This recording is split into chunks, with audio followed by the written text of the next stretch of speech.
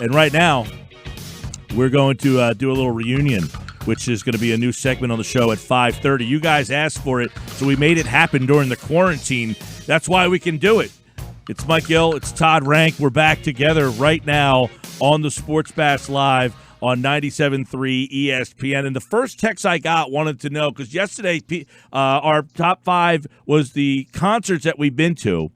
And somebody asked about your concert with Celine Dion in Vegas with your father. That's how this whole idea came into my head. I said, well, I can just bring you on and talk about it. You're probably doing nothing. Well, it's good to be back, buddy. It's good to hear your voice. I'm glad you're safe over there on the East Coast. I know we've touched base a couple of times just to make sure the family and all is good. But, yeah, you told me that. I'm glad that it's memorable to other people who heard us talk back in the day, because it's still memorable to me and my dad.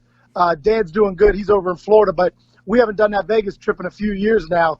But that was probably one of my, if not the most. And the reason it was most memorable, Gil, is because I remember telling you, and I think I told the audience, we were upstairs in the mezzanine section, and an usher came to us and just tapped us on the shoulder and said, hey, guys, you guys want to go down and stand, sit in the first couple of rows there right by the stage? And we said, are you kidding? I mean, out of everybody, they just picked me and my dad. We said, sure, let's go.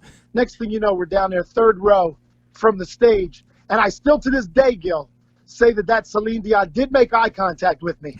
And there was a moment. We had a moment. Now, you're not a big I'm not a big concert goer either. So but I had been to a bunch of shows because when I worked in music radio, I've been to a bunch. But So would you say that Celine Dion is the best concert you'd ever been to?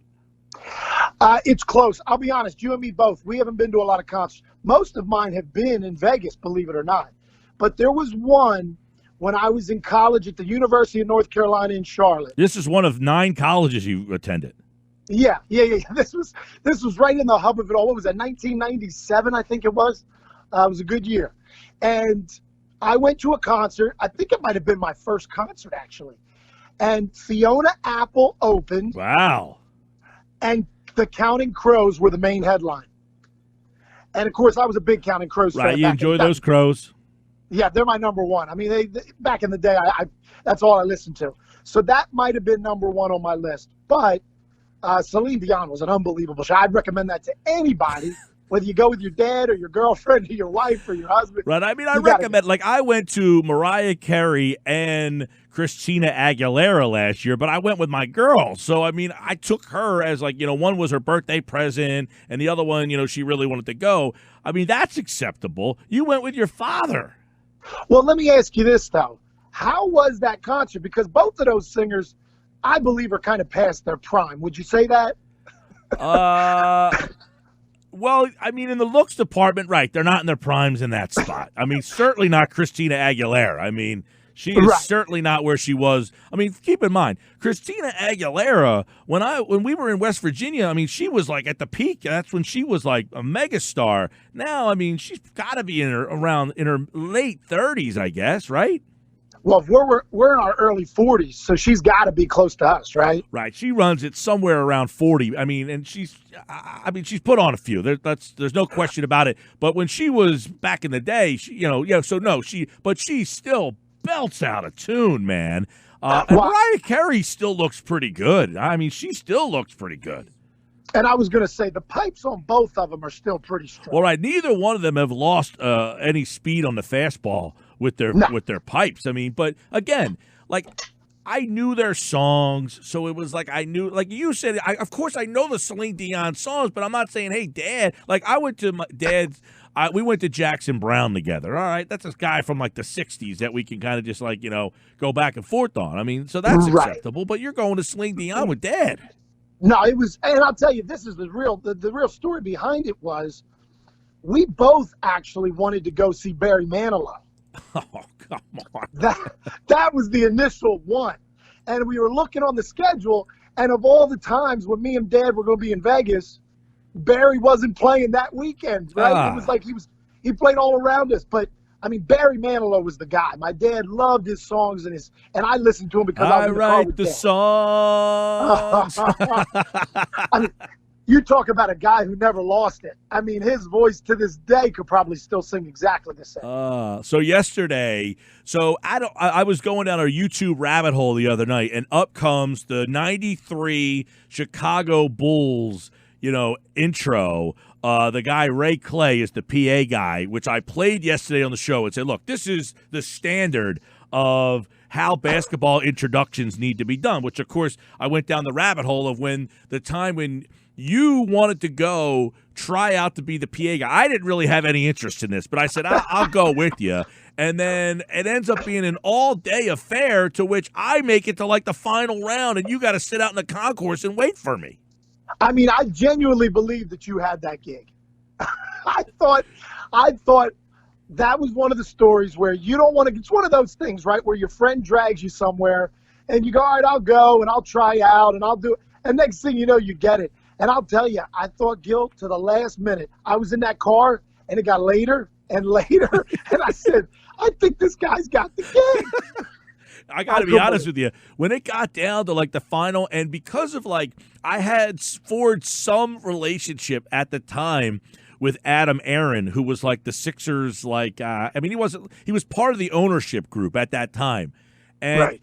If you remember, he had called me one time at like 1 o'clock in the morning, and we had hammered out the deal to carry the Sixers on the radio station, and he was telling me about this whole thing, how it fell apart with the station in Philly and yada, yada, and then he put me on. He said, hey, I got to call you back. Josh Harris is calling me on the other line, and I'm like, dude, it's 2 o'clock in the morning, But at that point, so when this whole thing happened, I had some relationship with Adam Aaron, and I thought, hey, maybe he remembers me and was like, hey, this guy's not bad, and I know him. So I guess I made it to like the final 3 or something, right? Yeah, no, you were. You were down to, I thought, the final 3 or 5. And, I mean, as the listeners know, obviously, my voice a little different than yours. Yours has a little smoother tone to it. Ooh. So yours a little better for that kind of announcing. Right, but I mean, those people, yourself included, that know my personality, that is not my gig. I do not want to be the guy on the microphone in a large crowd. Well, and what was funny is, of course, you don't really know what they want, right? You think, do they want dramatic? Do they want kind of a smooth tone? So I just remember we were practicing, and the one name I remember, and of course I think you might even have it on audio. I looked for the audio yesterday. I could not find that segment when we went on the air that day, and you did one and I did one. I could not find it. I got to look back through somewhere. You got to find it, because the one name I remember was Nick Young, and man, we had fun with it. Nick Young. I mean, those names, we were just having a good time with it, but that was a neat experience regardless. But yeah, you were really close. You really were. If the listeners didn't know, you were down to the last couple. I was, and I said, because we were wondering, like, what does the guy get paid? What are some of the perks that he has? Like, what are some of the things that come with being the PA guy for the Sixers? I don't know. They never told us. No, and then we wondered if that was just a fiasco, because they ended up going with the same guy who did it the year prior, right? Is he still there? Right, he's still there, and everybody was like, all right, this kind of seems like a sham that they hired the guy that used to be the guy. Mm-hmm. Yeah. Yeah, something didn't seem quite right with that, but nonetheless, he does a good job. He does a good job. I'm not knocking him. But they should have it could have saved us a trip. Yeah, I mean, we were up there all damn day. That was literally, how many people you think were there for that? I estimated yesterday that there was somewhere between 50 and 100. Every bit. I was going to say closer to 100. Yeah. Somewhere around there. Yeah, I remember we were in a room, like, I think we were in, now that I know the building a little bit better, at the time I didn't know where the hell we were, but I think we were in like the visitors' locker room, but we were in a different room first, and they hoarded us around like a thing of cattle, like, you're in here, then you're in here, and then when you got your chance to go, they pulled you out, and then when they told me that I made it further, I had to go back downstairs into a different room. That's right. And it was the visitors' locker room. We were all cramped in there. And I just remember, of course, I'm eyeballing everybody. I'm getting a good look at everybody, trying to figure out who's the competition, what do we got, what's going on. And some of these guys are doing homework. Other guys don't care. I mean, it was just a mosh pit of people. But then you get up into the stadium, and that's when the nerves start going, right? You see the stadium, they bring in, and then we went off and they pull you to the right or they pull you to the left. And then, yeah, they dismissed me rather quickly, I have to say. I thought they were like starting me over, and then they were like, yeah, no, you go to the left. And I'm like, oh. I remember one of the scripts had something about Allen Iverson night, like him coming back and like, let's give it up for a 6-foot guard. Like, I remember that being part of the script. Now, people might have had different scripts, but that was definitely part of my script. Yeah. No, it was, and I didn't get through the whole lineup when they had us do the intros. They didn't let me get to the fifth name of the starting lineup before they called it quits on me. But all right, real quick, Todd Reunion here on the Bash. We're going to do this every day, 5:30, while we're quarantined and having some fun. By the way, the tour will announce this week that it plans to resume its season June 11th at the Colonial, according to multiple sources.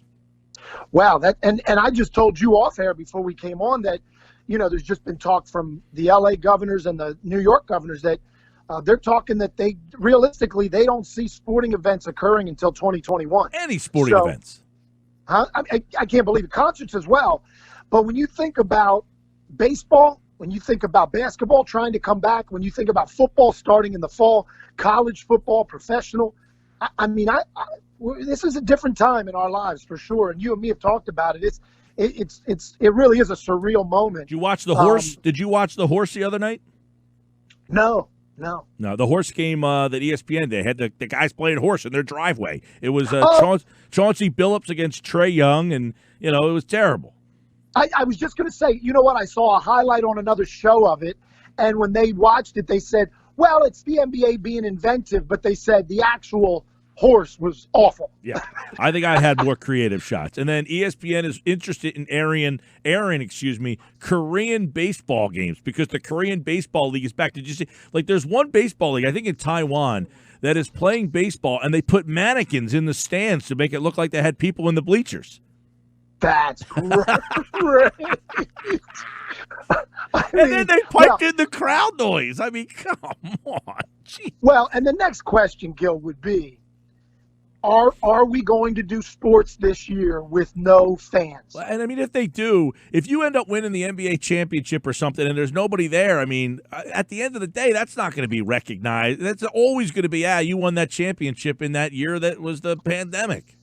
Well, and even watching, I know all the listeners know you watch the wrestling and enjoy it, and they've tried to keep it going with no fans in the audience. And I got to tell you, when you're watching that, it's tough. It's real. Real tough. You're watching someone practice their skills, and I'm telling you, when you think of a basketball game, fourth quarter, 4 minutes left in the game, and the team needs a little push from their fan base to get over the hump, they're not going to get it, and it's just going to be. Well, it's going to feel like a practice. The best example is the Sixers. They're 29-2 at home. They're 10-24 on the road. I mean, the home court advantage, the crowd and feeding off it, there's nothing more evident than them and their record there. So, all right. It's gone. Now, I will say this, though, Mike. Would this, though, also be a point where you would see the talent would override everything else? So there'd be no home court advantage, really, and would we truly see the best team win? Good point. Yeah, definitely. Right? I don't know.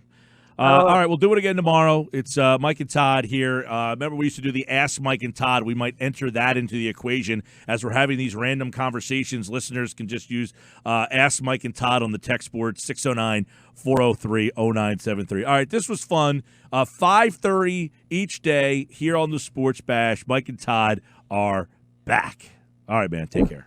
We'll talk to you, buddy. Everybody be safe.